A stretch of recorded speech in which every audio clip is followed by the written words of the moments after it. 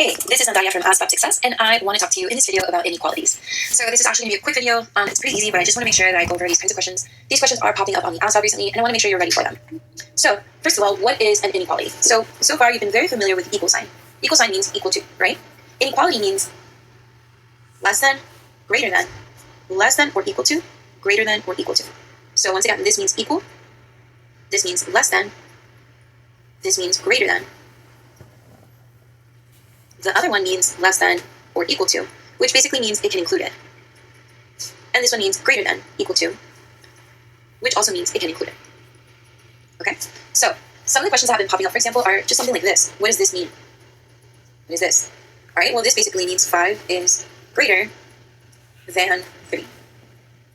And this one means 3 is less than 5. Now, if you do not remember this from school, it could take some time to get used to like the direction that the sign is facing. So something I remember they would teach us in school was you want to look at this as like a monster.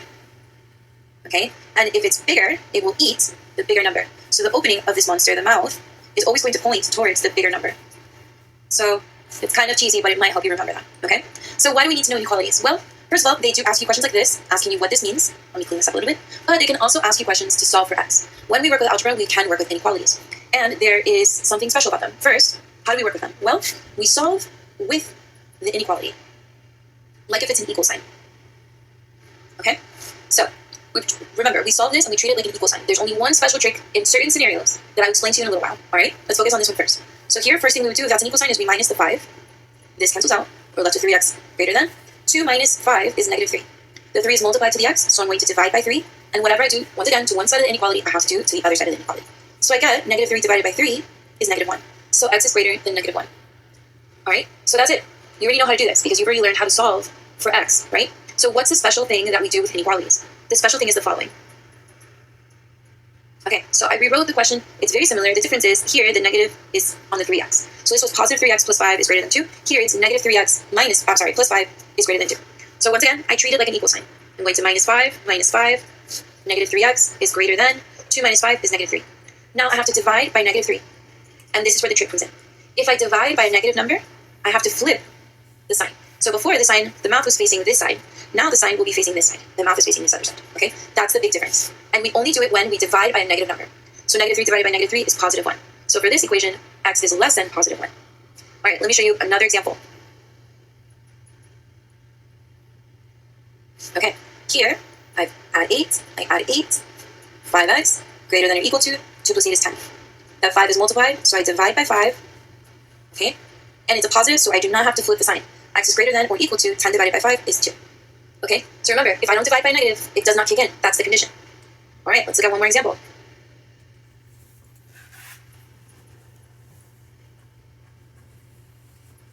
Okay, here, that's a positive 3, so I'm going to minus 3, do it to both sides. This cancels out. I'm left with negative 2x is less than or equal to negative 7 minus 3 gives me negative 10.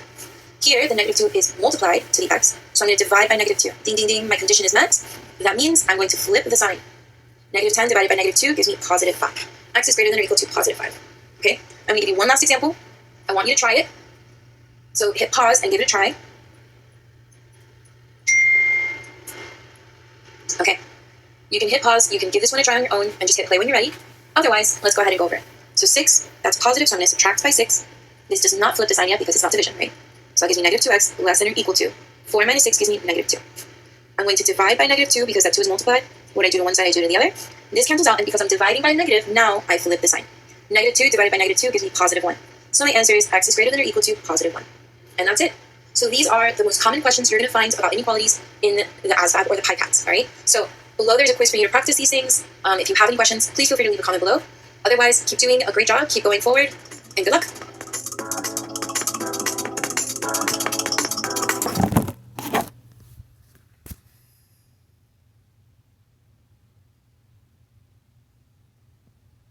In this video, I want to review with you the different questions from this quiz of inequalities. So with inequalities, if you remember from the video, we treat it like an equal sign, all right? There's only one rule when it changes. So let's go ahead and start with the first one. So here, there we go. Here, we treat this, remember, like an equal sign. We want to get x by itself on one side. So I'm actually going to rewrite it. X minus 8 is greater than negative 1. Because this is a little confusing here, okay? So we want to get the x by itself, so we add 8. This cancels out. I bring everything else down, greater than. X is greater than. Negative 1 plus 8 is positive 7. Now, the only way we change the sign is if we multiply or divide by a negative number, but we add it, so we don't have to touch that. Our answer here is B. Let's look at the next one. I'm going to rewrite it.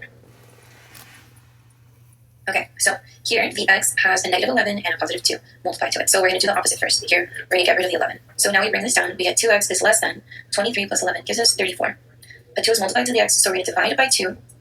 We get x is less than 34 divided by 2 is 17. So we don't have to flip it here because we did divide, but it was a positive number, so it does not affect anything. So our answer here is C. X is less than 17.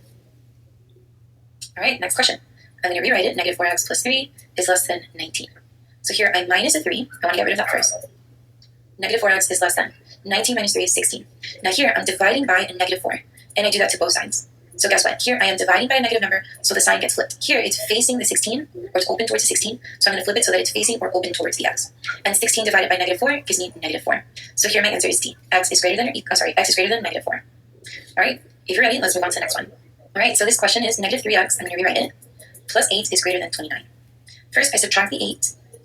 I get negative 3x is greater than 29 minus 8 is 21.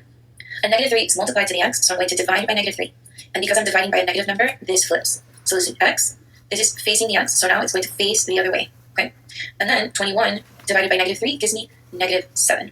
So my answer here is x is less than negative 7, which is B. All right, let's look at another one. This one has more steps, so we're going to go one step at a time. Remember, the ultimate goal is always to get the x by itself on one side of the equal sign. So I'm rewriting my problem here. First thing I want to do is I want to distribute everything. So negative x, negative 1 times positive 4 is negative 4. That gets rid of our parentheses, and I can keep going. 5 plus 2x. All right, so now I'm going to add 4. I get negative x is greater than 5 plus 4 is 9 plus 2x. I'm going to go ahead and minus 2x to move this over to the other side. Negative x minus 2x gives me negative 3x. And a negative 3 is multiplied to the x, so we're going to divide it by negative 3. And this leaves us with, we flip it, right? So instead of facing the x, it's going to face the other way. And now 9 divided by negative 3 gives me negative 3. So x is less than negative 3. All right, I hope this is starting to make some sense. Well, let's keep going. So I'm going to go ahead and rewrite this question. Negative 1/2, 4x plus 6, greater than 7. First thing we do is we distribute, right? Negative 1/2 times 4x gives me negative 2x. And negative 1/2 times 6 gives me negative 3. And this is greater than 7. Okay, so first thing I want to do, or the second thing, because I already distributed, is add the 3 so it cancels out. So negative 2x is greater than 7 plus 3 is 10. I'm going to divide by negative 2. Because this is a negative number, I flip it. And 10 divided by negative 2 gives me negative 5. So x is less than negative 5. So now we have a couple of these that they have this flipping. So let's go ahead and do that next question. So this one is x is greater than negative 9 plus 2x. I'm going to minus the 2x so that all the x's are on one side, right? X minus 2x is negative x, because 1 minus 2 is negative 1. Greater than negative 9.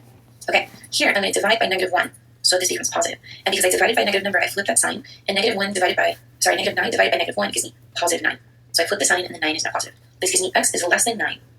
Okay? Next question. It says 7x plus 5 is less than negative 2. I'm going to minus 5 leaves me with 7x is less than negative 2 minus 5 gives me negative 7.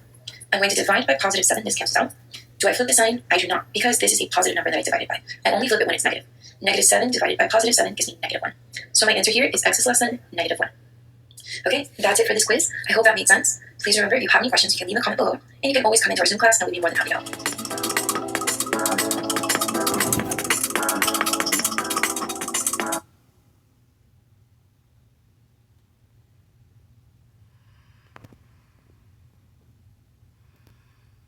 Hey there, in this lesson I want to go ahead and get started with geometry concepts, and I want to start talking to you about angles. So there are a couple different questions you can encounter on the ASVAB that have to do with angles. So I first want to go over some of the basic concepts, and then we'll take a look at some of those questions that you might encounter. Okay, so first of all, there's different kinds of angles. There could be an acute angle, and acute angle is less than 90 degrees. Okay, that's what acute angle means. And the angle is referring to the opening or the measurement of that opening right there. And then we have an obtuse angle. An obtuse angle is more than 90 degrees. Once again, it's measuring this opening right here. And then we have the right triangle. Actually, should look more like this. And a right angle, not triangle, a right angle measures exactly 90 degrees. Another important angle, so to speak, to remember is a straight line. Even though a straight line is not meant to form an angle, it still has a measurement, and that's important to know. And that measurement is 180 degrees. That's a straight line. Okay, so that is information that's important to know. Now that we've gone over the basic types of angles, let's look at special cases for angles. Now, when we have two more angles put together, and they add up to 90 degrees, They're called complementary angles. So you see here, this forms angle A, and this, they share this line right here, but ultimately this forms angle B, okay? And if we add them up, they add up to 90 degrees. So this one could be 30, this one could be 60. 30 plus 60 equals 90, which means this is a complementary. These are complementary angles. This could be 25, and this could be 65. 25 plus 65 gives me 90, so those are complementary angles, okay? Aside from complementary angles, we can also have supplementary angles. Supplementary angles are angles that add up to equal 180 degrees, okay? And remember what I told you before, a straight line measures 180 degrees. So supplementary angles will look like a straight line when you put them together. They'll share some lines, but ultimately they'll look like a straight line. So I'll give you an example. 1, 2, 3 angles are put together, and they make up an entire straight line like this. You see that? Which means adding up angle 1 plus angle 2 plus angle 3 will give me 180 degrees, which means these are supplementary. Okay? And just in case you're not comfortable with this notation, this little sign right here just means angle. Okay? Here we have x, and let's call this y. X and y share this line right here. So this is x, and this is y, and they make up a straight line right here. Okay? Which means angle x plus angle y equal 180 degrees. So it's good to get used to seeing what supplementary angles physically look like. And supplementary angles are incredibly important because they actually are a very common question in the ASVAB. And they'll help you with another this concept will help you with another very common question. So let's keep going. So this is x and y, and this is m and n. Let's call it down here. So m, let me do a different color. M is this, okay? N is this. They share this line in between them, and the other line that they have, like the other side that they have, complete a straight line here, okay? Which it makes m plus n, angle n, equal 180 degrees. That means that it is supplementary, okay? Same thing goes with, and I hope I don't confuse you now, m and x also share a line, and they complete a line here. So believe it or not, angle m, oh, that's a poor color choice, angle x equals 180 degrees. And in the same way, angle n shares a side with angle y, and they make up a straight line this way, which means angle n plus angle y equals 180 degrees. Okay, so as long as they complete a straight line, let me erase this real quick so you can see it a little bit better. As long as they complete a straight line here, like this, together, n and y, then they are supplementary angles. Okay, so now that we've looked at this in some detail, let's take a look at what some of these questions might look like.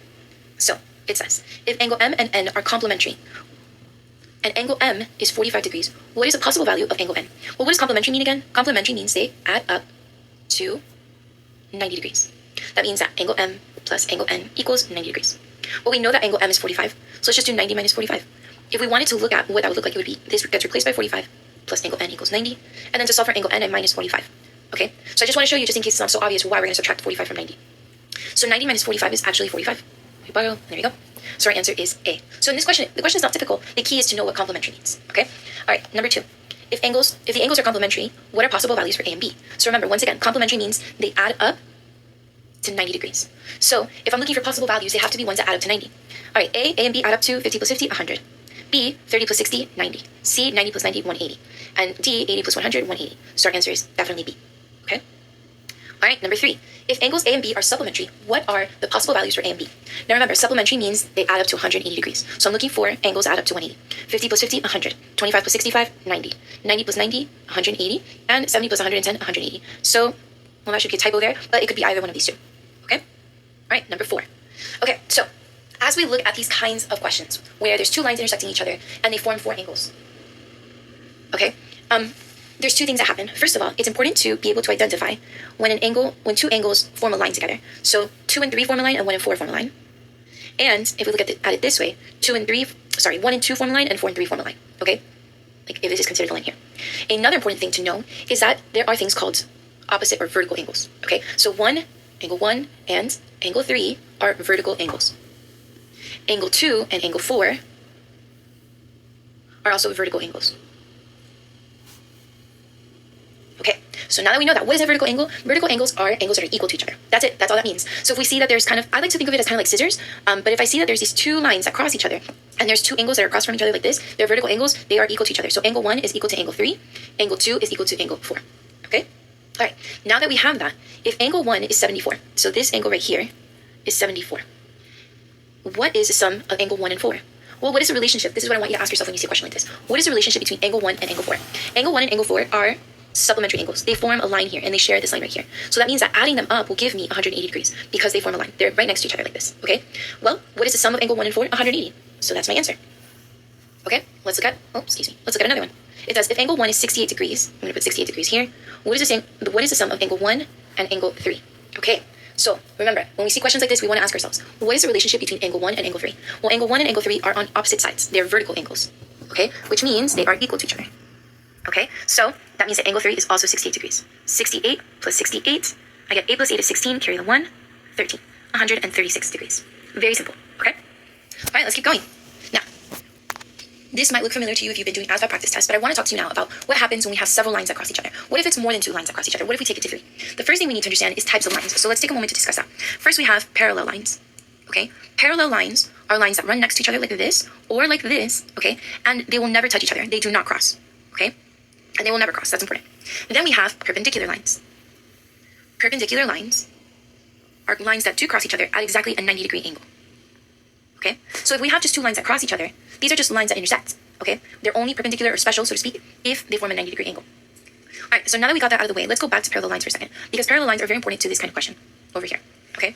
So parallel lines, basically, because they are right next to each other and they never touch each other, if we intersect them with another line, like this or like this, it creates a special scenario. Let's look at what it looks like over here. Okay, here we see these 2 parallel lines that have been crossed. So here's the other, this is a line that's parallel to it, that they have been crossed or intersected with this line. Okay, now, if we only look, let's look at the top one for a second. Let me make this. Let's pretend this bottom one doesn't exist, and let's only look at the top one, okay? So if we only look at this top one, we recognize the relationship, or the kind of like the dynamic that we saw before, right? Where we have these 4 angles, and there's vertical angles right here. Wait, that's still too much. Okay, there we go. We have these vertical angles right here, these vertical angles right here, and we have supplementary angles here, here, here, and here. Okay, so in that case, when we have a parallel situation, all of a sudden, the exact same thing we see up here, we see here.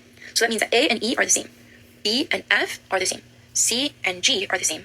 And D and H are the same. So it's like we take this up here and we photocopy it and we put it down here. Okay? So that's the relationship that the top angles have with the bottom angles. Okay, so now that we know that, let's start exploring what these questions can look like and what we can do with this. So let's say we have angle A. Okay, and angle A is 110 degrees. And the question asks us for angle H. Okay, so first of all, what we want to know is, what is the relationship of angle H to angle A? Well, remember this is a photocopy, right? So H is the same thing as D. Okay, so angle H equals angle D. Now that I know that, what is the relationship between angle D and angle A? Well, they're vertical angles, right? They're across from each other, which means they are equal to each other. So that means that angle A is equal to angle H. So if angle A is 110, angle H is also 110. So this is the thing. If we want to look at it in steps, we notice the 2 angles that are being compared. We ask ourselves, what is the relationship between it? Because this one is in the bottom sector, this one is in the top sector. So we have to put them into the same sector. Okay, what's the relationship between the bottom one and the top one? Okay, it's this. And then we find the relationship between the 2 angles in the top sector. Okay, let's do another example to see if that makes a little bit more sense. I know it's hard to kind of grasp these ideas all at once. Okay, so let's say we have angle C is 40 degrees, and we want to know what is angle F. So angle C equals 40, what is angle F equal? Okay, so first of all, they're in different sectors. So angle F is the same as angle B. Okay, equal to angle F. And angle B and C are vertical angles, which means they are equal to each other. So angle B is 40 degrees. Angle F is also 40 degrees. Okay, so a good way to look at this also, which I like to do. Okay, angle B is 40, which means this is 40, this is 40. Because remember, it's the same top and bottom. Okay? And if I wanted to finish this, this would be 140, this would be 140, this would be 140, this would be 140. So you could find all the angles in the top really quickly and just copy them to the bottom. That's another way you could do it. Okay? Okay, so let's take a look at some sample questions. Let's get some practice in. Refer to the figure below for the questions. Okay, so this is what we have. First one, if angle E is 140, what is the measure of angle H?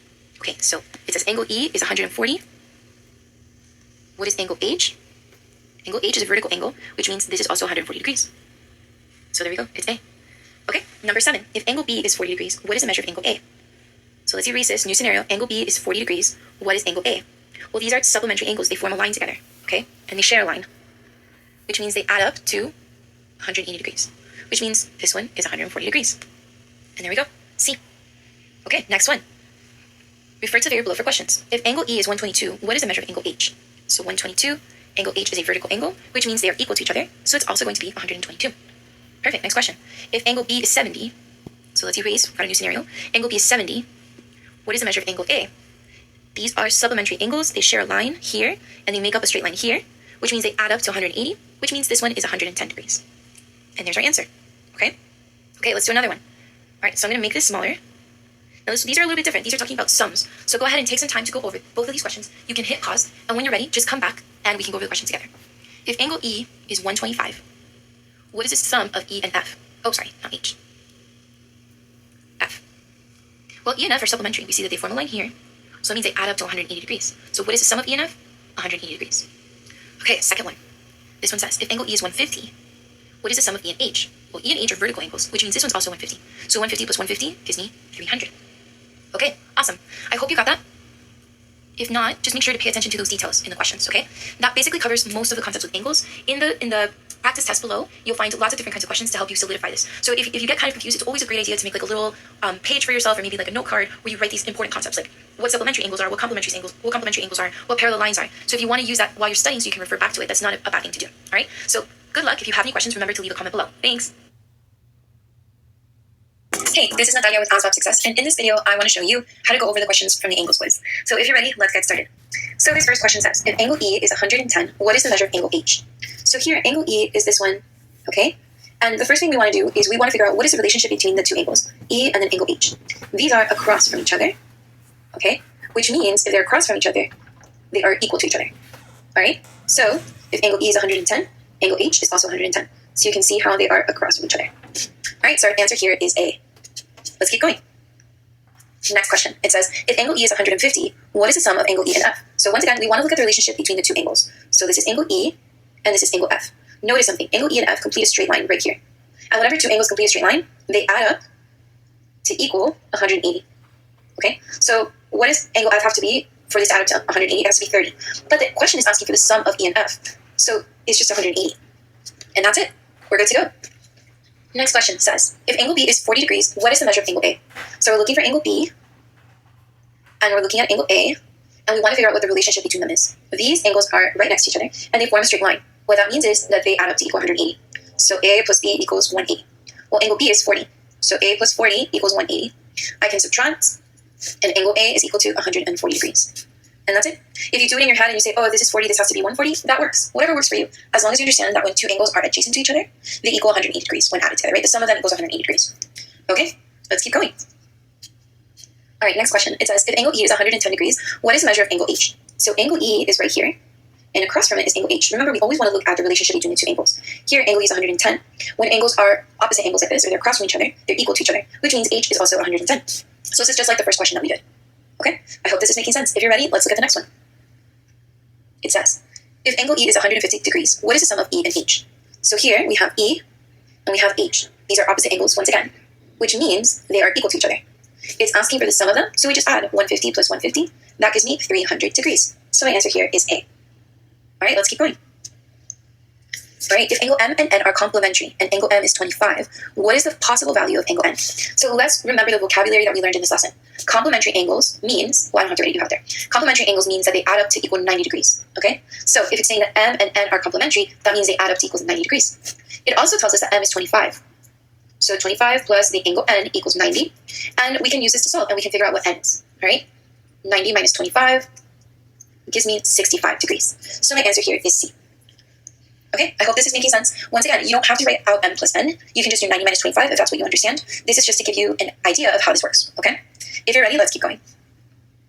All right, so question says, which of the following is a possible measurement for the angle? So here this angle is straight like this, but if you notice, it has this little square in the vertex. And remember that that square means that this angle equals 90 degrees. So my answer here is B.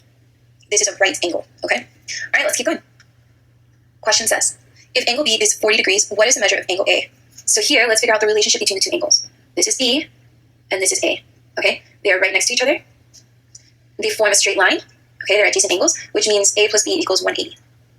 So if this is 40, that means this is 140. I can replace it. I can say A plus 40 equals 180, subtract 40 on each side, and I get A equals 140. Either way works, okay? Either way will get you the right answer.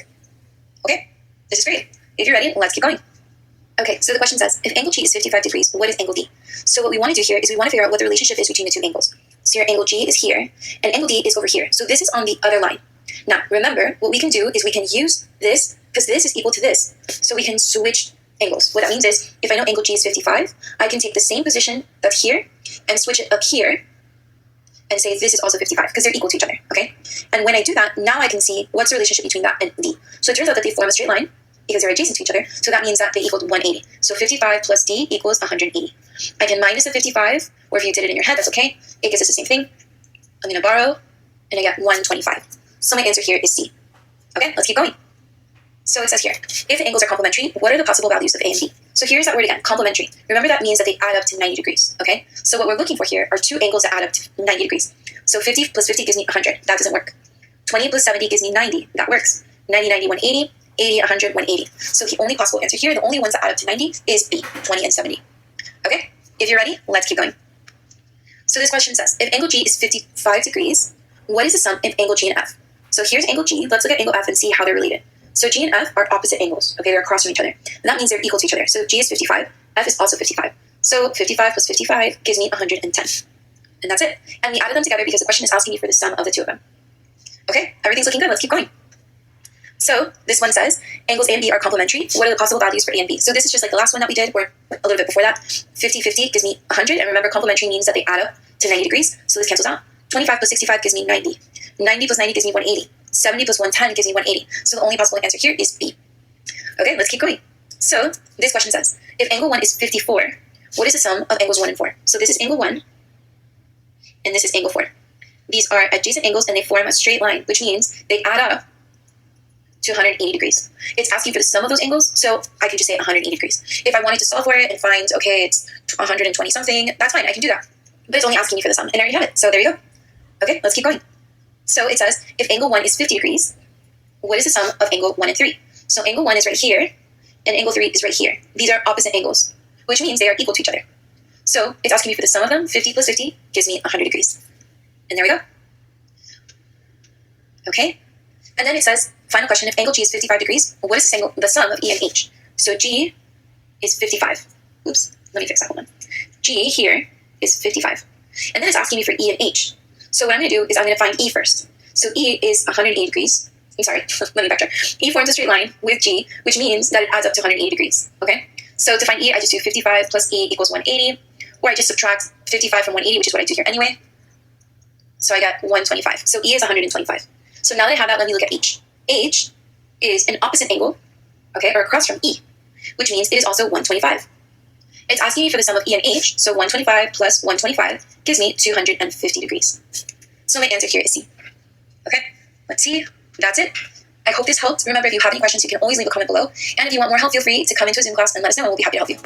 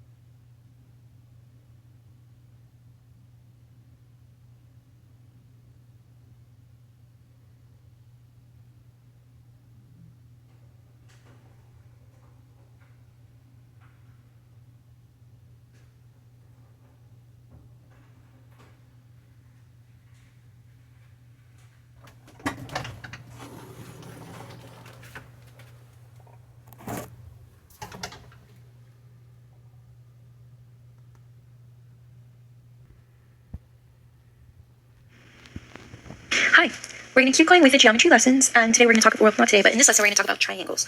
So there's different kinds of triangles, and I just kind of want to go over the different kinds because different questions can have different kinds. And knowing the different triangles is important because sometimes getting the right answer is understanding the properties of that triangle. Okay, so with that said, we have just first our typical triangle. It has three sides, 1, 2, 3, and these here are called the angles. Let's call them A, B, and C. Now we can have an equilateral triangle, which means all the sides are equal to each other and all the angles are equal to each other. These little lines are showing us what things are equal. So if they have one little line, those are all the same, and the ones that have two little lines are all the same. So this is called an equilateral triangle. Okay? Now, something that's important. All angles of a triangle add up to equal 180 degrees. In an equilateral triangle, all the angles are 60 degrees because they're all the same. And 180 divided by 3 of the same equals 60 degrees. Okay? The other kind of triangle that there is the isosceles triangle. You know what, let me draw. Isosceles triangle has two sides that are the same, and it has two angles that are the same. These two angles are called the base angles, okay? There's a lot of different kinds of questions that have to do with isosceles triangles. We're going to get into those later. And then finally, we have the right triangle. A right triangle is a triangle that has one of the angles equal to 90 degrees, okay? Now, these kinds of triangles are important because we'll look at a kind of question called a Pythagorean theorem question. We'll look at that later. I don't want you to worry about that yet. I just want you to see the different kinds of triangles. Another really important point that you need to know about triangles is that the sum of two sides have to be greater than the third side, okay? So if this is 1, 2, and 3, the length of this one plus this one has to be greater than this one, okay? We'll come back to that later. That's completely okay. All right, so let's go ahead and consider the angles of a triangle. I kind of already started telling you about that, but I just want to remind you again, all the angles add up to equal 180 degrees. All three of them in a triangle, okay? So let's see what a question with a triangle looks like. First one says, okay, there we go. It says, in the triangle ABC, angle A is 34, angle B is 82. What is the measure of angle C? So I'm just going to draw a triangle real quick in case you really want to see it, like you want a visual. So angle A, angle B, angle C. Angle A is 34, angle B is 82, and we don't know what angle C is. Okay, well, what do we know? We know that all three angles of a triangle add up to 180 degrees. So we know that 34 plus 82 plus angle C equals 180. And now we're just going to solve for C. So I'm going to do 34 plus 82. That gives me 6, 11, so 116 in total. And I'm going to subtract that from 180. I'll show you why. It's going to look like this. I'm going to subtract 116 on each side to be able to isolate C. So 180 minus 116. So 10 minus 6 is 4. 7 minus 1 is 6. 1 minus 1 is 0. So angle C is 64 degrees. Okay? Pretty simple. The thing that you really need to know for this one is that all the angles add up to 180. Now here, in the right triangle ABC, angle A is 78 degrees. What is the measure of angle C? So it tells us, let's look at the end. A, B, C. Okay. Angle A is 78. We don't know angle C, but we do know that one of the angles in a right triangle is 90 degrees. So we know that angle B is going to be 90 degrees. So we're going to do 90 plus 78 plus C. That equals 180. Okay? So now I'm going to do 90 plus 78.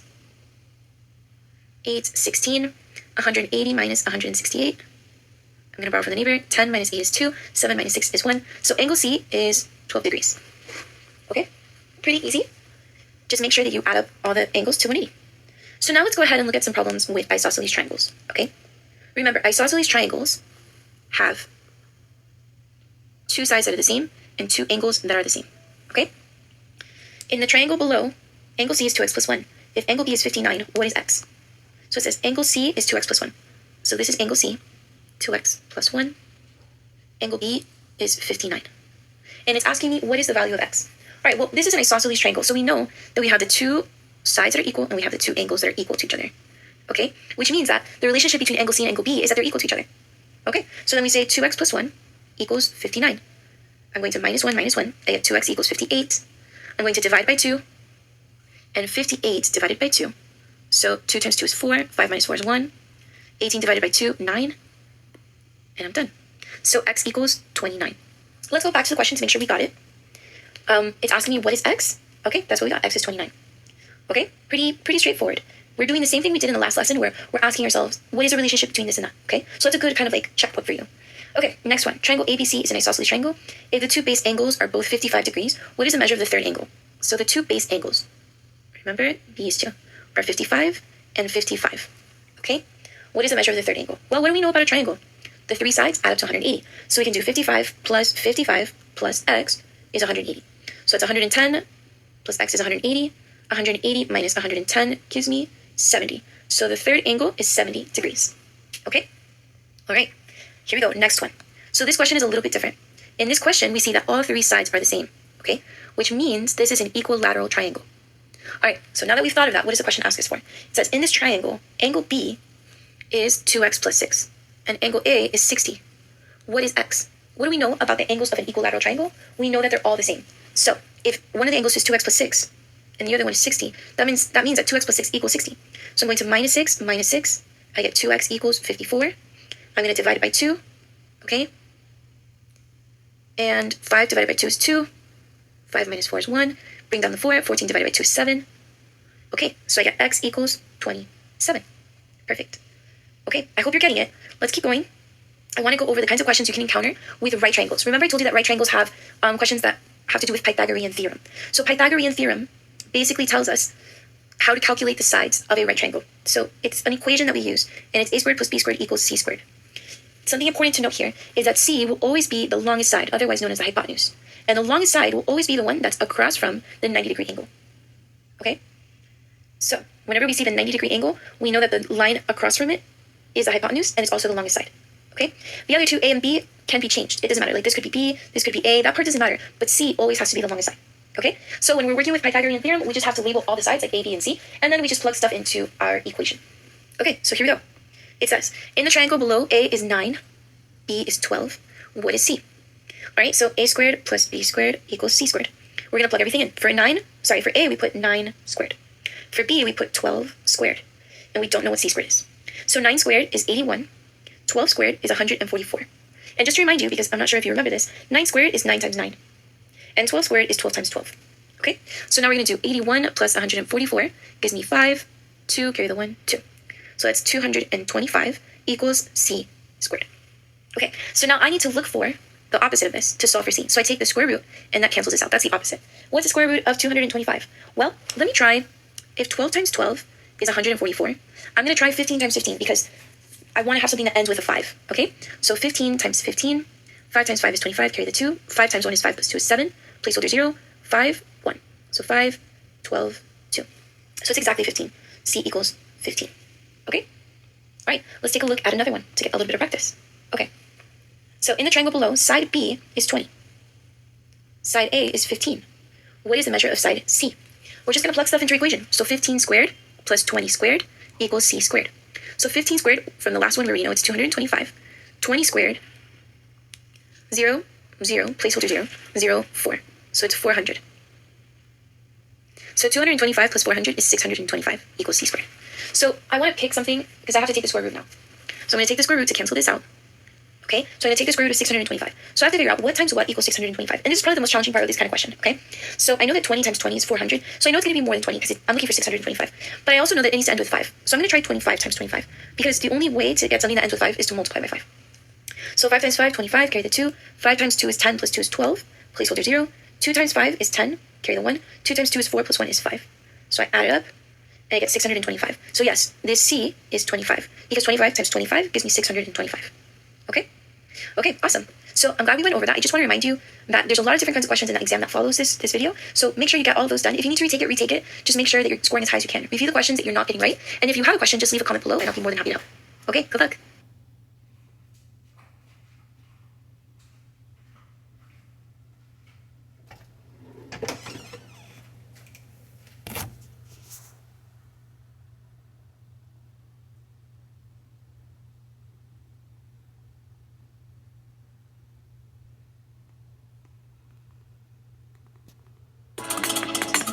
Hi, this is Natalia from Asphalt Success, and in this video, I want to review with you the triangles quiz. So if you're ready, let's get started.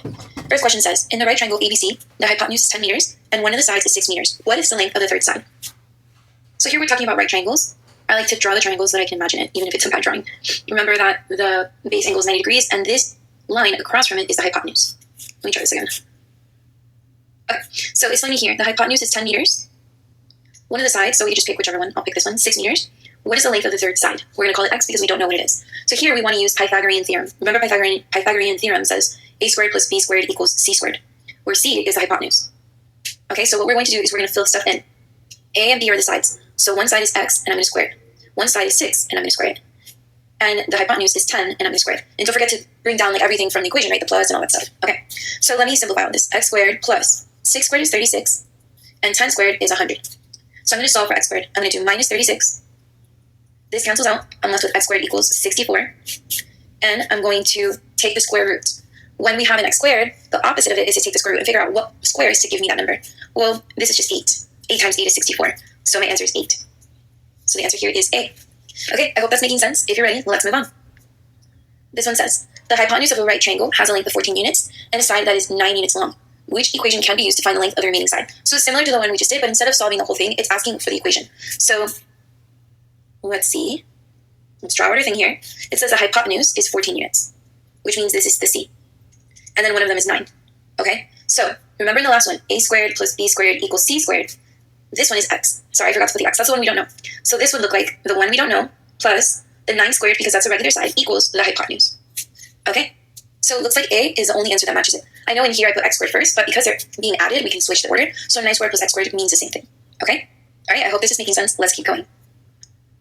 Okay, it says, question. In the right triangle ABC, the hypotenuse is 5 centimeters and another side is 3 centimeters. What is the length of the third side? So here we draw out, once again, our right triangle. The hypotenuse is 5. This one is 3. It says any other side is 3, so I just picked the bottom one. And this one we're going to call it x. So we're going to do a squared plus b squared, so the two sides, right, equals the hypotenuse, so 5 squared. Now let's simplify that. X squared plus 3 squared is 9. 5 squared is 25. We're going to minus 9, and we get x squared equals 25 minus 9 is 16. When we take the square root of 16, 16 is 4 times 4. So that means that the square root of 15 is 4. So our answer here is B. Okay, I hope this is making sense. Let's go ahead and take a look at another question. So in this question it says, triangle ABC is an isosceles triangle. If the two base angles are both 75 degrees, what is the measure of the third angle? With this one, an isosceles triangle has two angles in the bottom. These are called the base angles. And these base angles are the same because remember the definition of an isosceles triangle is that the two base angles are equal to each other and the two sides are equal to each other. Okay, so now that we have that, if the two base angles are equal, it tells us here that they're 75. So this one is 75 and this one is 75. And remember that's the angle, we're not talking about the sides in this one. Now what else do we know about triangles? We know that triangles add up to equal 180 degrees. So we're looking for this angle up here, and we know that 75 plus x equals 180. Well, 75 plus 75 is 150. And when we subtract, we just get 30.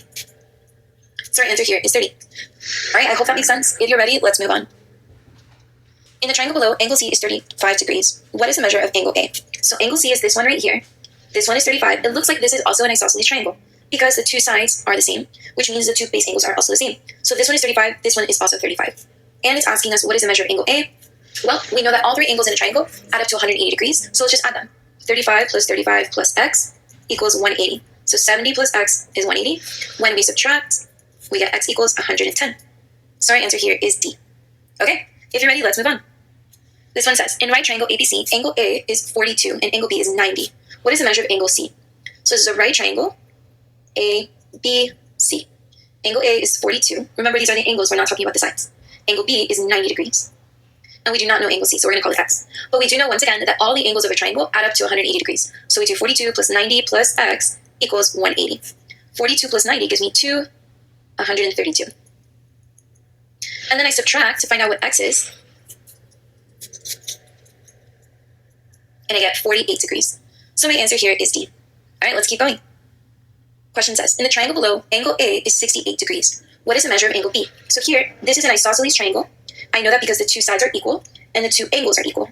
Okay, so this is 68. We want to know what B is, but B is x because we don't know what it is. But we do know that C is equal, so that means that C is also x.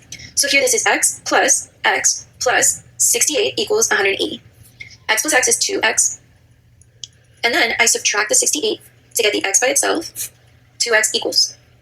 Okay, 10 minus 8 is 2, 7 minus 6 is 1, and 1 minus 0 is 1. So 2x equals 112. We're going to divide by 2, and I'm just going to do the math over here. 2 goes into 11 5 times. Bring down 2. 2 goes into 12 6 times. So my answer is x equals 56. So my answer is B. So this one was a little bit different, but if we just keep using the same principles that we learned about isosceles triangles, we will get it. All right, let's keep going. It says, triangle ABC is an isosceles triangle. So we draw our triangle. Remember, the two sides are equal. The two angles are equal. If the two bases are 65, and 65, what is the measure of the third angle? So the third angle, we're going to call it x. So remember, all the angles of a triangle add up to equal 180 degrees. So 65 plus x equals 180. 65 plus 65 gives me 130. I subtract, and I get x equals 50 degrees. So my answer here is D. All right, let's keep going. Question says, triangle ABC is an isosceles triangle. If the two base angles are both 45 degrees, what is the measure of the third angle? So this is just like the last one. If you want to hit pause here and try this one again, you're more than welcome to. If you're ready, let's just do it. So that's a funky looking one, but whatever. The two angles in the bottom. So the two angles in the bottom are 45. Remember, they're the same. The top angle, we don't know it. So this is 45 plus x equals 180. 45 plus 45 is 90. So 90 plus x equals 180. I minus 90, and I get x equals 90 degrees. So my answer here is C. Okay, next question. It says, in an equilateral triangle, an angle is equal to 2x minus 6. What is x? So first of all, if you guys remember from the video, an equilateral triangle means all the angles are equal. So 1, 2, and 3. So if this one is 2x minus 6, so is this one, so is this one. all three of them are 2x minus 6. We also know that all three angles add up to 180. So this is 2x minus 6 plus 2x minus 6 plus 2x minus 6 equals 180. You could have also done 3 times 2x minus 6 equals 180. It'll give you the same thing. Okay, so here we go. Let's go ahead and start simplifying. 2x plus 2x plus 2x gives me 6x. Minus 6 minus 6 minus 6 gives me minus 18 equals 180. Okay, here I'm going to plus 18 to get rid of the 18. And this gives me 198. And now I divide by 6. You know what? I'm going to do it over here. 6 goes into 19 3 times. 6 times 3 is 18. I subtract, I get 1. 6 goes into 18 3 times exactly. So my answer is x equals 33. So I'm going to zoom again. And my answer is A. So here we start mixing up a little bit more of the algebra. But yeah, I hope that's making sense. Let's go ahead and move on to the next question. And I'm going to make some space. Here we go. So the question says, in right triangle ABC, angle A is 64 and angle B is 90. What is the measure of angle C? So ABC, angle A is 64, angle B is 90. What is angle C? Remember, these are the angles, not the sides, which means they add up to 180 degrees. So this is 64 plus 90 plus x equals 180. 64 plus 90 gives me 4. 154 plus x equals 180. I'm going to subtract 154 from both sides. I get x equals, I borrow from here, 10 minus 4 is 6, 7 minus 5 is 2, and 1 minus 1 is 0. So my answer here is 26. All right, let's keep going. Question says, in the triangle below, angle C is 2x minus 1. If angle B is 53, what is x? So angle C is 2x minus 1, and angle B is 53. Well, this is an isosceles triangle, so the two sides are equal, and these two angles are equal. Okay? That means that 2x minus 1 is equal to 53. So we're going to use that to solve for x. We're going to add the 1 to get the x by itself. 2x equals 54. We divide by 2, and 54 divided by 2, 5 minus 4, bring down the 4, we get 27. So our answer here is A. Okay, I hope that's making sense. Let's keep going. Okay, it says, in the triangle below, side A, is 12. Side B is 9. What is the measure of side C? So side A is 12, side B is 9. What is C? Okay, first of all, we notice this is a right triangle because of the little box there. Okay, and that means we're working with sides. Okay, that means we can use our Pythagorean theorem. We did this at the beginning of the quiz. This is a squared plus b squared equals c squared. So it's always important to notice, are we working with angles or are we working with the sides? We can work with both of those when it comes to triangles. Okay, so here I'm just going to plug stuff in. 12 squared plus 9 squared. Remember, c is the hypotenuse. It's the longest side. It's the one that's across from the 90 degrees. So that's why the x squared goes over here. So 12 squared is 144. 9 squared is 81 equals x squared. So I'm going to add these. This gives me 5. 4 plus 8 is 2. 2. So 225 equals x squared. So I want to look at my answer choices. And if I do not know what the square root of 225 is, because that's the next step, right? We take the square root. Then I look at my answer choices to help me. The square root of 225 is 15. But if I look here, I know that 5 squared is 25. 9 squared is 81. So it can't be any one of those. I would choose between 15 and 16. So my answer here is B. All right, let's look at the next question. It says, if the triangle below is equilateral, what is the measure of angle A? Remember, equilateral means all the angles are equal. So we don't know what angle A is. We're going to call it x. If they're all equal, that means that B is also x and C is also x. So x plus x plus x equals 180. So x plus x plus x gives me 3x equals 180. And I divide by 3 and I get x equals 60 degrees. So my answer here is C. Okay, let's keep going. It says, in the triangle ABC, angle A is equal to 35 degrees. What is the sum of angles B and C? So we don't know what kind of triangle it is, but it gives us 35 degrees, which means it's talking about the angles. And when we know about angles, is that they all add up to 180. So let's call this x, let's call this y, because they're both different. So 35 plus x plus y equals 180. I subtract 35, x plus y equals 10 minus 5 is 5, 7 minus 3 is 4, and 1 minus 0 is 0. So it's asking us for the sum of the angles B and C, and this is the sum of the two angles. So the sum is 145 degrees. And there we are. Okay? And then next question. It says, in the triangle below, angle C is 4x minus 5. If angle B is 55, what is x? So here, angle C, 4x minus 5. Angle B is 55. We notice that this is an isosceles triangle, meaning the two sides are equal, and these two base angles are also equal. So we can set these two equal to each other. 4x minus 5 equals 55. We use this to solve for x. 4x equals 55 plus 5 is 60. I divide by 4, and x equals 4 goes into 6 one time, and 4 goes into 25 times. So my answer here is 15. Okay? Okay. Last question. In triangle ABC, angle A is equal to 65 degrees. Angle C is equal to 15 degrees. And angle C is equal to 15 degrees. What is angle B? So let's do A, B, and C. We're dealing with angles again. So this one is 65, this one is 15, and we do not know what this one is. But we do know that they add up to 180. So 65 plus 15 plus x equals 180. 65 plus 15 is 80. We subtract, and we get x equals 100 degrees. Oh, that was funky. 100 degrees. So our answer here is A. Okay, so that's it. I hope this makes sense. Remember, if you have any questions, leave a comment below. And if you still don't understand, you are welcome to come into our Zoom class and go over this in more detail with us. Okay, keep up the great work.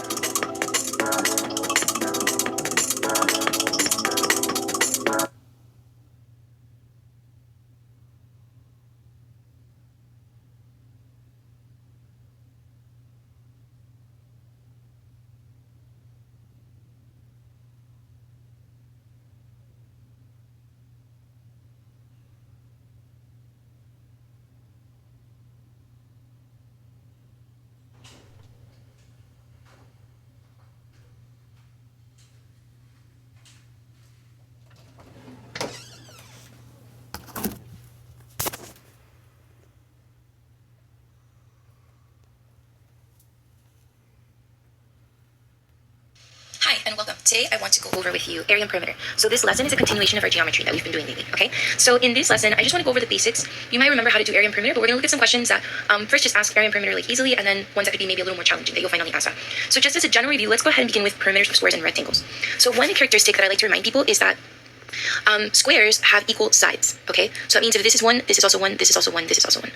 In the same way, if this is 4, this is also 4, this is also 4, this is also 4. Okay, so a lot of times when they give us the measure of a side of a square, all we have to do is multiply by 4 to get the perimeter. And then when we have a rectangle, rectangles have two sides that are the same, those are called the length, and another two sides that are the same, those are called the width. Okay, and just to kind of put this in terms of, so let's call this side, side, side, and side. So the perimeter of a rectangle or a square is basically talking about the measure along the edge of it. So if we were to take a string and we were to measure this, plus this, plus this, plus this, that would give us a perimeter. So based on the idea, if we were to take the perimeter of a square, it would be side, plus side, plus side, plus sides. This would be the perimeter. S plus S plus S plus S is just 4S equals the perimeter. That's for a square. For a rectangle, it would be the length plus the width plus the other length plus the other width. And that would give us perimeter. Well, here we can combine like terms, length plus length, so 2 times the length, plus the width, that gives us 2 times the width, and that gives us perimeter. So this is just kind of to explain to you where these equations come from. What I want you to memorize or remember, 4 times S for side is perimeter for a square, and for a rectangle, 2L plus 2W equals perimeter. Okay, so I'm not sure if I mentioned it to you before, but in this geometry section, it's already a good idea to take out maybe like a note card or have a page where you write down important equations, because most of geometry is equations. So you want to have somewhere where you're writing them down to help you keep referring to them until you fully memorize them, okay? All right, so let's look at some questions with perimeter. So first question says, a square has a side that is equal to 3.5 inches. What is the perimeter of the square? Well, we know that perimeter for a square is 4 times the side. Here, the side is 3.5. So we do perimeter equals 4 times 3.5. Now, how do we multiply this if we have a mixed number? We can turn it back into an improper fraction by multiplying and adding. So 2 times 3 is 6 plus 1 is 7. So this becomes 7 over 2. So I'm going to rewrite this as 4 times 7 over 2. I'm going to do 4 over 1, so it's easy to see what multiplies to what. This gives me 28, because I multiply the top, times the bottom, over 2.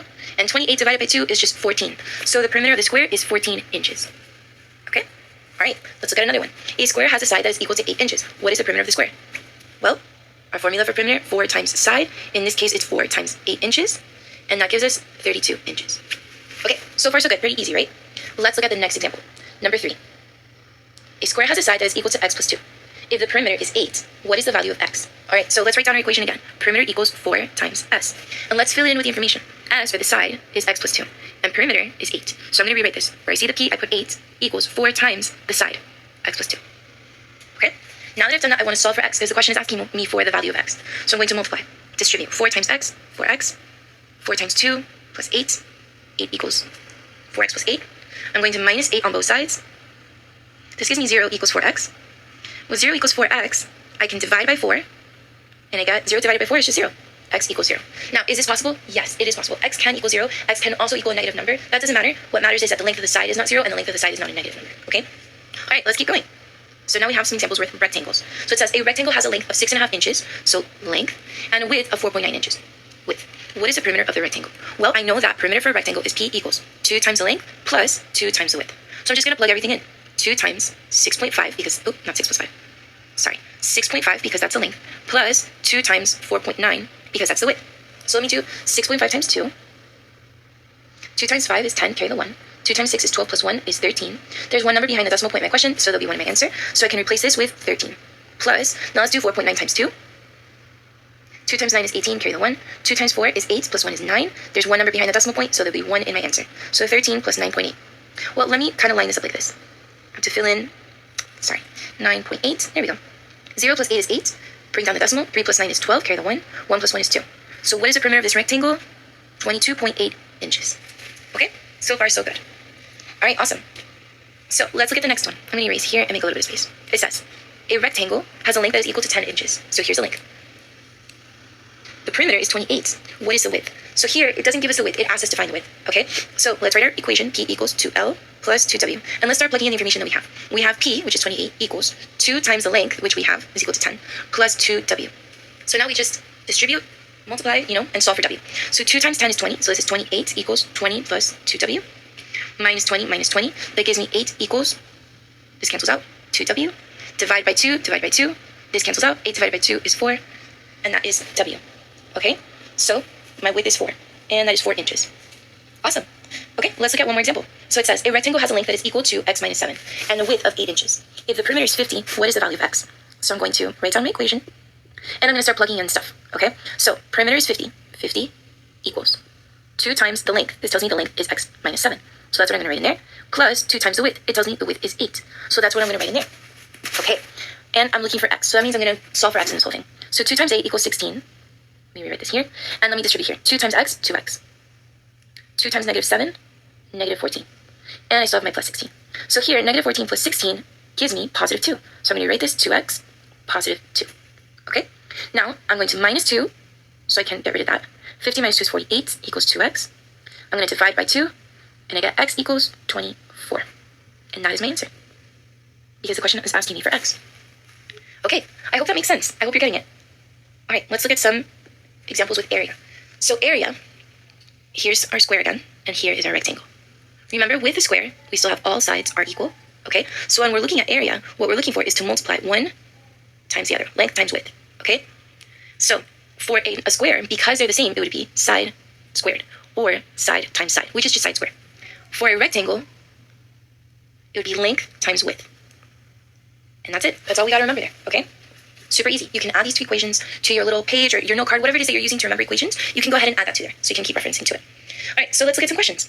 A square has a side that is equal to 8.3 inches, centimeters in length. What is the area of the square in centimeters squared? So area is just side squared. So we're going to do area equals 8.3 squared. So we're going to do 8.3 times 8.3. 3 times 3 is 9. 3 times 8 is 24. Placeholder 0. 8 times 3 is 24. Carry the 2. 8 times 8 is 64. Plus 2 is 66. So that's 9, 8, 8, 6. There's 2 numbers behind the decimal point in my question. So there will be 2 numbers behind the decimal point in my answer. So the area is 68.89 centimeters squared. So the unit for area is whatever the unit is squared, because we're multiplying centimeters times centimeters, or inches times inches. So that makes it squared. So when you see that notation, I don't want it to confuse you. That's just the notation that we use for area. Okay? All right, let's keep going. So next one says, the area of a square is 81 centimeters. What is the measure of the side? So we're going to refer back to our equation. Area equals side squared. Here, it gives us the area. So we're going to do 81 equals side squared. How do we solve for s? Well, here, because it's squared, we're going to take the square root. And when we take the square root of one side, we have to do it to the other side of the equal sign. Now, we take the square root, and this actually cancels out the square and leaves us with just s. What is the square root of 81? Well, a square root of something is what numbers multiply to equal that number that are the same. So for 81, it's 9, because 9 times 9 is 81. Okay? And that's it. The measure of the side is 9 centimeters. Okay, let's move on to the next one. So the area of a square is 100 centimeters. If the side is x plus 4, what is the measure of the side? All right, so here, the area is s squared. We have area is 100 equals s squared. And we take the square root to cancel out that squared. And the square root of 100 is 10. So side equals 10. Now it's telling us that the side is also x plus 4. But the question is asking us for the measure of the side. And the measure of the side where we have it is 10 centimeters. So this, ladies and gentlemen, is extra information to confuse you. You don't need it. You're done. You just are looking for the measure of the side, and it's 10 centimeters, and that's it. So just make sure that when you do these questions, and any question for that matter, that you're paying really close attention to whatever the question is asking you for. And you only use the information that's valuable or useful to you in finding that answer, okay? All right, awesome. Let's keep going. So now let's look at rectangles. Remember, area for a rectangle is still just length times width. So a rectangle has a length of 12 centimeters and a width of 8 centimeters. Area equals 12 times 8. 12 times 8 is 96. Remember, the unit is squared. Okay? All right, next question. The area of a rectangle is 108 inches squared. What are the possible dimensions of the rectangle? All right, so this question is a little interesting. Now, here we saw that this, let's go back to question number 4. 96 is 96 because we multiply 2 factors of 96. 12 times 8 are factors of 96. When we're looking for area, and we want to know the dimensions, we're looking for the possible factors. So the dimensions will be factors. That means they'll multiply to equal 108. So we're looking for numbers that multiply to equal 108. So that's what we're looking for. So 24 times 4. 4 times 4 is 16. Already this ends with a 6. That's not going to give me 108. 4 times 4 is 16. Carry the 1. 4 times 2 is 8 plus 1 is 9. That's no good. Next one, 16 times 9. 9 times 6, 54. Carry the 5. 9 times 1, 9 plus 5, 14. This is definitely not it. 13 times 8 is the next one. 8 times 3, 24. Carry the 2. 8 times 1 is 8 plus 2 is 10. 104. Close, but that's not it either. It must be 36 times 3. 3 times 6 is 18. Carry the 1. 3 times 3 is 9 plus 1 is 10. And that is what we're looking for, 108. Okay? So when we get questions like this, what we're looking for is which one of these dimensions multiplies to give me 108. Okay, awesome. So let's keep going. Number 6 says, the area of a rectangle is 28 inches squared. If the length of the rectangle is 7 and the width is x minus 4, what is the value of x? So area equals length times width, right? We have the area, 28, equals the length, which is 7, times the width, which is x minus 4. So let's go ahead and distribute here. 28 equals 7 times x, 7x. 7 times negative 4 is negative 28. So now I'm going to plus 28, plus 28. 28 plus 28 gives me 6, carry the 1, 56. So 56 equals 7x. I'm going to divide by 7, and 56 divided by 7 is 8. So value of x, that's what the question is asking me for, x equals 8. Once again, I'm just plugging stuff into my equation. So as long as I know my equation and I'm comfortable using it, I will be okay. All right, let's look at number 7. So it says the area of a rectangle is 65 inches squared. If the length of the rectangle is 13 and the width is x minus 7, what is the value of x? This is a great time to pause and give this question a try. When you're ready, just come back, and I'll go ahead and explain it to you. Okay, so here we go. Area equals length times width. So I'm going to just plug everything in. Area is 65. Length is 13 times the width, which is x minus 7. So let me distribute stuff. 65 equals 13x. 13 minus 13 times 7. 7 times 3 is 21. Carry the 2. 7 times 1 is 7. Plus 2 is 9. So this is 91. So I'm going to do plus 91, plus 91. This cancels out. I'm left with the same 13x. 5 plus 1 is 6. 6 plus 9 is 15. So now I'm going to divide by 13. So 156 divided by 13. Okay, 13 goes into 15 one time. 13 times 1 is 13. 15 minus 3 is 2. Bring down the 6. 26 goes into 13 exactly 2 times. Or sorry, the other way around. 13 goes into 26 exactly 2 times. 13 times 2 is 26. And minus I get 0. There's no other numbers to bring down. So x equals 12. Okay, awesome. I hope you got that. You have an awesome quiz to do after this lesson. So please go ahead and practice everything that you've learned in this video on that quiz. If you got something wrong, just review it. And if you have a question, remember to just leave a comment below and I'll be more than happy to help. All right, good luck. Hey there guys, so in this video we're going to go ahead and take a look at the questions from the area and perimeter quiz. So let's go ahead and take a look at this first one. We have a square side that is equal to 3 centimeters in length. What is the area of the square in centimeters squared? So something that's often happens is that students get confused with the units. So you notice here that I mentioned centimeters squared. That's because when you're working with area, units are always to the second power. And another way of saying second power is squared. So don't get confused with the wording because it's just the units. So you have a square, and the most basic thing we know about all squares is that all 4 sides measure the same thing. So if the side of the square measures 3 centimeters, then we know that this side also measures 3 centimeters, and the same for the 2 remaining sides. Now, the area of a square is equal to the measurement of a side to the second power. So that means that the area of this square is going to equal to 3 centimeters to the second power, which finally would equal to 9 centimeters squared. So that would make your answer A. In this question, we have that a square has a side that is equal to 5.5 centimeters in length. What is the area of the square in centimeters squared? So we have a square, once again, knowing that all 4 sides measure the same, and that to calculate the area of a square, we're going to go ahead and take the side, and we're going to take it to the second power. So now we're going to have 6.5 to the second power. So over here on the side, I'm going to quickly do the multiplication of 6.5 times 6.5. 5 times 5 is going to give us 25, carry the 2. 6 times 5 is going to give us 30, plus 2 is going to be 32. Now over here we have 5 times 6, which is going to be 30, carry the 3. And now we have 6 times 6 is 36, plus 3 would give us 39. Let's add that up. We're going to get 5, 2, 12, carry the 1, and that's 4. Now, given that I had 2 numbers behind my decimal point, I'm going to need 2 numbers behind my decimal point, so that means that my decimal point should go right here. So my final answer for area is going to be 42.25 centimeters squared, which would make our answer C. In this question, we have a square has a side that is equal to 5.7 centimeters in length. What is the area of the square in centimeters squared? Round to the nearest 10th place. So the nearest 10th means the first decimal place. So looking at your answer choices, you can already tell that B is not going to be your answer because this is what we call the 100th place. So we already know this can't be the correct answer, and we also know that C can't be the correct answer because, once again, they're not rounding correctly. So now let's take a look at this. We're looking for the area of a square. So given that you have a square, all 4 sides will measure the same. If this measures 5.7, this measures 5.7. So we know that the area of a square is calculated by taking the side and taking it to the second power. So the area is going to equal to 5.7 to the second power. Over here, we're going to do the multiplication real quick. So we will have 5.7 times 5.7. 7 times 7 is going to give us 49, carry the 4. 5 times 7 is going to give us 35, plus 4 will be 39. Over here, we have 5 times 7 gives us 35, carry the 3. And now we have 5 times 5 is 25, plus 3 is going to be 28. I'm going to add that up, bring this down. 9 plus 5 is going to give you 14, carry the 1. 1 plus 3 is 4, 4 plus 8 is 12. Carry the 1, and that's going to be 3. Now, given that there was 2 numbers behind my decimal point, I need 2 numbers behind my decimal point, so my decimal point is going to go right here. Now, remember that they asked us to round to the nearest 10th, which is the first decimal place. So now we take a look at this and we're like, okay, this is the place we want to stop. So since 9 is bigger than 5, then we're going to go ahead and increase this by 1. So your final answer will actually be 32.5 centimeters squared, which would make the correct answer D. Okay, so in this problem, they're kind of giving you the information backwards. As so far, all the questions you've done are giving you the measurement of the side and they're asking you for the area. This time around, it's backwards. They're giving you the area and asking you to figure out what could be the possible measurement of the side of this shape. So in this case, we have a square with a given area of 36 centimeters squared. The one thing we know about a square is that the area is calculated by taking the side to the second power. So if they're telling me that the area is equal to 36, let's call the side x, x squared has to equal to 36. So here the question is, well, how do I get rid of that power 2? To cancel out the power 2, you're going to take the square root. But just like in any other operation equations, whatever you do on one side, you're going to go ahead and do that on the other side. So this square root and this power 2 will cancel each other out, leaving you just with x. Now, the square root of 36, the question is, what number do you multiply by itself to get 36? And the answer to that is 6 centimeters. So the measurement of the side of this square would be 6 centimeters, making the answer D. Alright, so let's take a look at this problem where it says the perimeter of a rectangle is 46 inches. The length is 7 more inches than the width. What is the width? So the key word in this problem is perimeter. Essentially, the perimeter of any shape is the sum of all sides. We're talking about a rectangle here. So we have a rectangle, and we know that it has a length and it has a width, and it's going to be the same width and the same length on the other side. Now, they tell me that the length is equal to 7 more than the width. So that's going to be 7 plus the width. Now, perimeter is equal to the sum of W plus L plus W plus L, which is the same thing as 2L plus 2W. They tell me that the perimeter is equal to 46, so I'm going to go ahead and plug that in. And now over here, I'm going to go ahead and plug in the measurement that they told me was the length. They didn't give me an actual number, but I can actually substitute this expression into the equation. So instead of writing L, I'm going to write 7 plus W. And then the rest of the equation will remain the same, plus 2W. So we're going to have that 46 is equal to, distributing the 2, I'm going to have 14 plus 2W plus 2W. I can combine like terms, and I'll have 46 is equal to 14 plus 4W. I subtract 14 from both sides, leaving me with, that's going to be 2, that's going to be 3, is equal to 4W. And now the last step is to divide by 4 on both sides. So W, the width, is going to equal to 8 inches. So the answer here would be B. In this question, it states the area of a square is 64 centimeters squared. What is the measure of the side? So the area of a square is calculated by taking the side to the second power. So I'm going to go ahead and replace area with the given value, which is 64, is equal to, let's call the side x squared.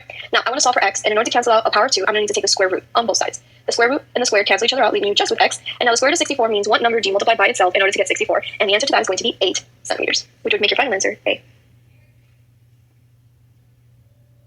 In this problem, it states the area of a square is 36 centimeters squared. If the measure of the side is x plus 4, what is the measure of the side? Now, this question can very easily make you panic and worry about, oh my god, they're throwing x plus 4 in there. But if you read the problem carefully, you don't need to worry about x, because they're telling you if the measure of a side is x plus 4, what is the measure of the side?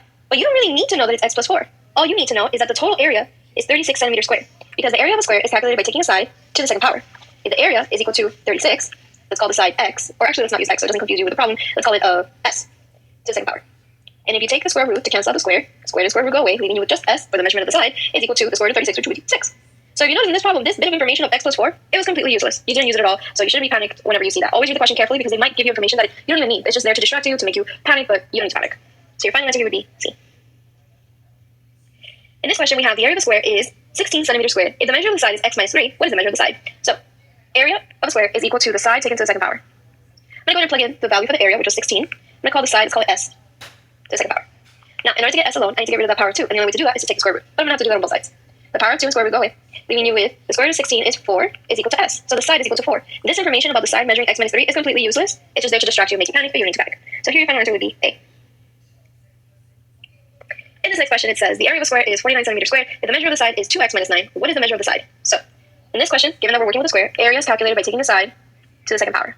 I'm going to plug in the value for area, which is 49. I'm going to call the side s to the second power. Now, in order to get s alone, I'm going to need to take the square root of both sides in order to cancel that power 2. Power 2 goes away, leaving me with just s. And now the square root of 49 means what number do you multiply by itself in order to get 49? And the answer to that is 7. So the measure of the side is going to be 7, which would make your answer B. A rectangle has a length of 22 centimeters and a width of 18 centimeters. What is the area of that rectangle? So in this problem, we're looking for area, specifically a rectangle. So you need to know the area formula for a rectangle, and thankfully it's a very easy one. All you have to do is multiply the length times the width. They provide you with the length is equal to 22, and the width is equal to 18. So we just need to multiply those two values. So I'm going to do the multiplication right here. That's going to be 16, carry the 1. 16 again, plus 1 is 17. And then over here would be 2 and 2. Add that up, bring this down.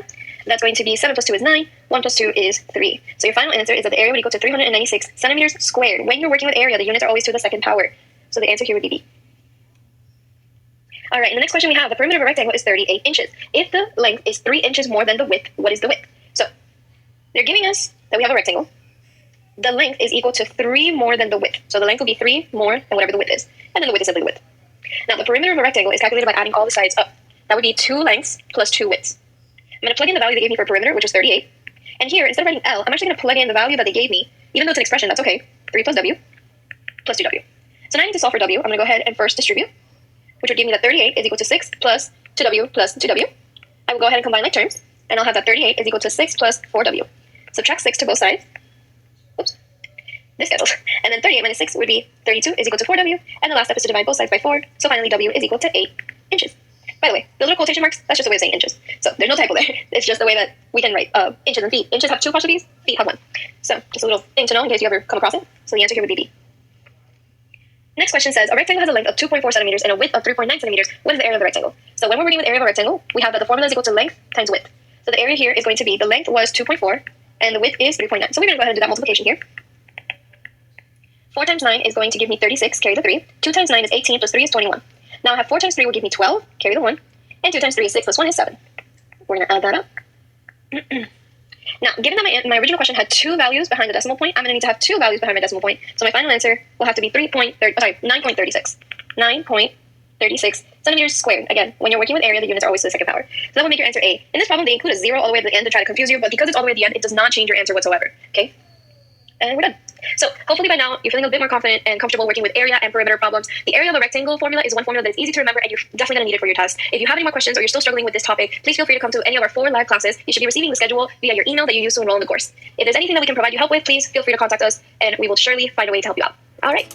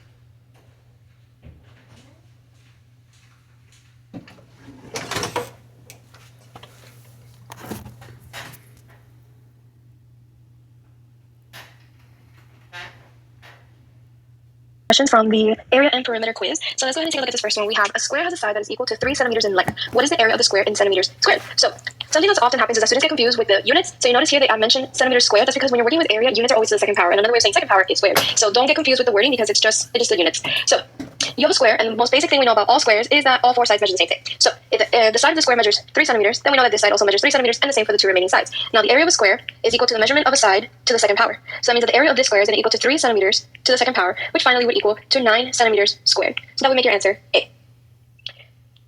In this question, we have that a square has a side that is equal to 5.5 centimeters in length. What is the area of the square in centimeters squared? So we have a square, once again, knowing that all four sides measure the same, and that to calculate the area of a square, we're going to go ahead and take the side, and we're going to take it to the second power. So now we're going to have 6.5 to the second power. So over here on the side, I'm going to quickly do the multiplication of 6.5 times 6.5. 5 times 5 is going to give us 25, carry the 2. 6 times 5 is going to give us 30, plus 2 is going to be 32. Now over here we have 5 times 6, which is going to be 30, carry the 3. And now we have 6 times 6 is 36, plus 3 would give us 39. Let's add that up. We're going to get 5, 2, 12, carry the 1, and that's 4. Now, given that I had two numbers behind my decimal point, I'm going to need two numbers behind my decimal point, so that means that my decimal point should go right here. So my final answer for area is going to be 42.25 centimeters squared, which would make our answer C. In this question, we have a square has a side that is equal to 5.7 centimeters in length. What is the area of the square in centimeters squared? Round to the nearest tenth place. So the nearest tenth means the first decimal place. So looking at your answer choices, you can already tell that B is not going to be your answer because this is what we call the hundredth place. So we already know this can't be the correct answer, and we also know that C can't be the correct answer because, once again, they're not rounding correctly. So now let's take a look at this. We're looking for the area of a square. So given that you have a square, all four sides will measure the same. If this measures 5.7, this measures 5.7. So we know that the area of a square is calculated by taking the side and taking it to the second power. So the area is going to equal to 5.7 to the second power. Over here, we're going to do the multiplication real quick. So we will have 5.7 times 5.7. 7 times 7 is going to give us 49, carry the 4. 5 times 7 is going to give us 35, plus 4 will be 39. Over here, we have 5 times 7 gives us 35, carry the 3. And now we have 5 times 5 is 25, plus 3 is going to be 28. I'm going to add that up, bring this down.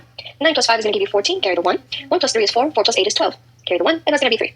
Now, given that there was two numbers behind my decimal point, I need two numbers behind my decimal point, so my decimal point is going to go right here. Now, remember that they asked us to round to the nearest tenth, which is the first decimal place. So now we take a look at this and we're like, okay, this is the place we want to stop. So since 9 is bigger than 5, then we're going to go ahead and increase this by 1. So your final answer will actually be 32.5 centimeters squared, which would make the correct answer D.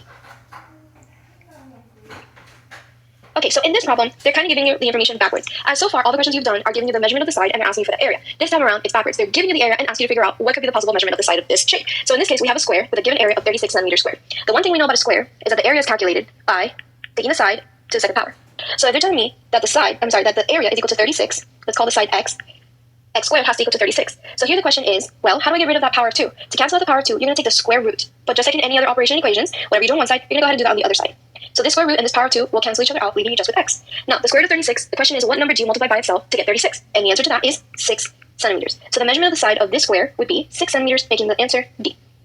All right, so let's take a look at this problem where it says the perimeter of a rectangle is 46 inches. The length is 7 more inches than the width. What is the width? So the key word in this problem is perimeter. Essentially, the perimeter of any shape is the sum of all sides. We're talking about a rectangle here. So we have a rectangle, and we know that it has a length and it has a width, and it's going to be the same width and the same length on the other side. Now, they tell me that the length is equal to 7 more than the width. So that's going to be 7 plus the width.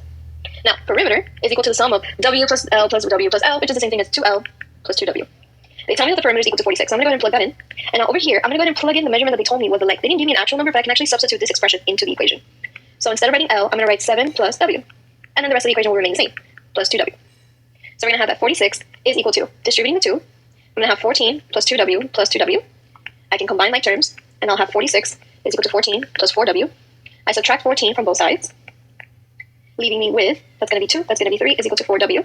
And now the last step is to divide by 4 on both sides. So W, the width, is going to equal to 8 inches. So the answer here would be B.